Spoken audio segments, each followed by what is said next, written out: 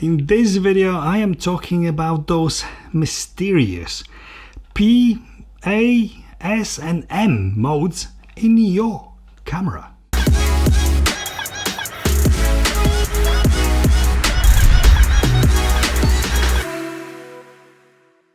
Firstly, I need to thank you all for all the support, watching my videos, for comments, for likes, and of course for subscribing.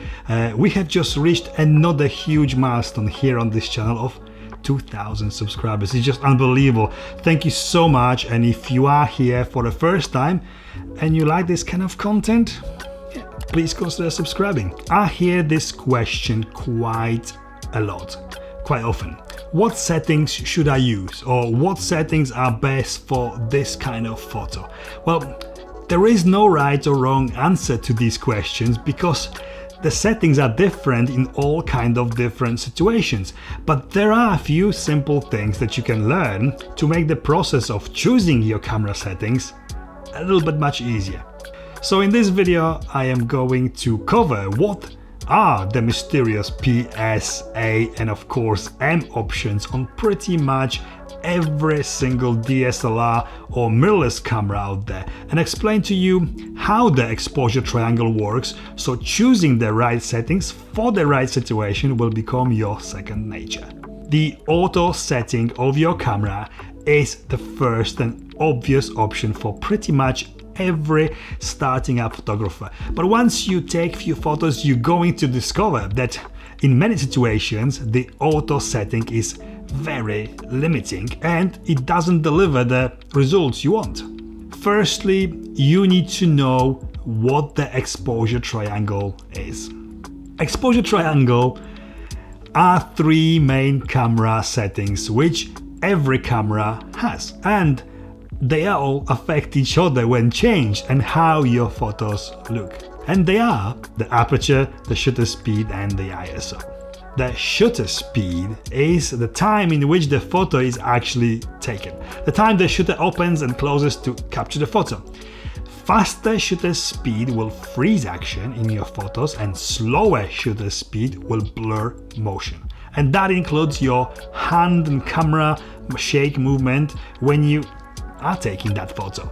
The aperture is the opening inside of the lens, which is measured in f-stops. The bigger the opening inside the lens, smaller f-stop number in your settings. More light gets through the lens, making the photos brighter. But when the aperture is wide open, it creates shallower depth of field. That means that your focus plane is narrower and most likely only one part of your photo will be in focus, leaving the foreground and background blurred when it's wide open and completely sharp throughout when the aperture is close to its smaller opening, higher f number. ISO is the sensor's sensitivity to light. Higher the ISO setting, higher the ISO number, more sensitive to the light your camera becomes. But if the setting is too high, there will be visible noise on your pictures. Adjusting any of these three settings is going to affect the other two. But don't worry, there is a way to learn it, to master it and to understand what's happening when you change one or the other. So before you go fully manual and shoot like a pro, you have these mysterious P, S and A settings of your camera to help you on the way. Let's start from P.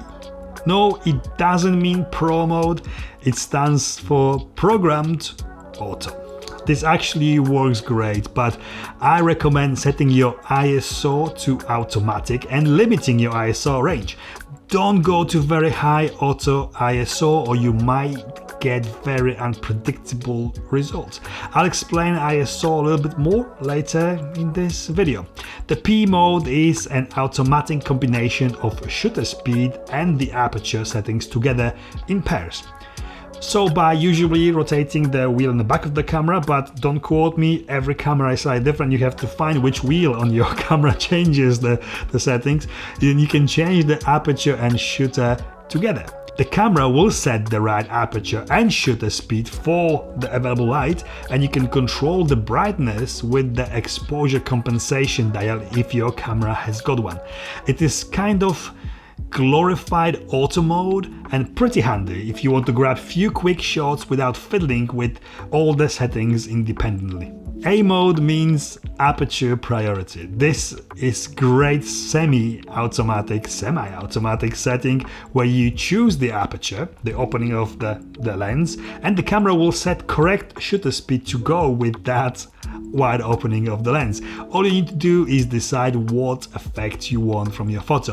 Wide aperture, small f number, you get more blurred background, and small aperture, the high f number, and the photos will be sharper throughout, as you would expect in real estate, architecture or landscape photography.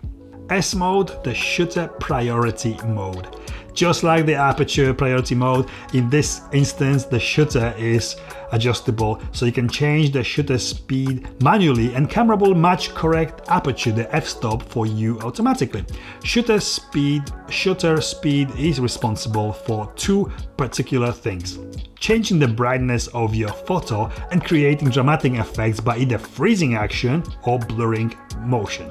One handy thing to know is that if you always try to keep the shutter speed number higher than the focal length of the lens you are using, will make it more possible and easier to get sharper photos handheld. So if you are using a 50mm lens on a full frame camera, your minimum shutter speed should be 1/50th of a second.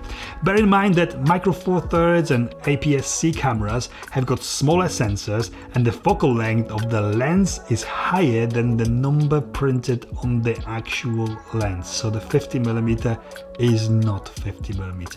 Don't ask me why, I don't know. It's mystery. Using these semi-automatic modes is a great start and transition to using your camera on fully manual M mode, the proper pro mode. There are really three main settings to master, and the connection between them all is very simple to see, as you can view the photos you are taking on the screen on the back of the camera. ISO is the sensitivity of sensor to light, and knowing that low ISO setting of, for example, 100, which makes the sensor less sensitive to light, is a perfect setting for when shooting outside on a very bright and sunny day, and it's virtually digital noise free. So when shooting indoors, common sense assumption or guess would be to increase the light sensitivity to 400 or even 800 ISO and 1000 or maybe even 1600 for evening or night shooting. Higher the number, the higher the setting, more noise will be visible in the dark areas of your photos. Take pictures and adjust it if it doesn't work. This is what I do.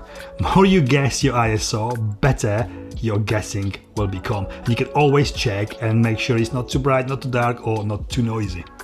Secondly, I always set the aperture.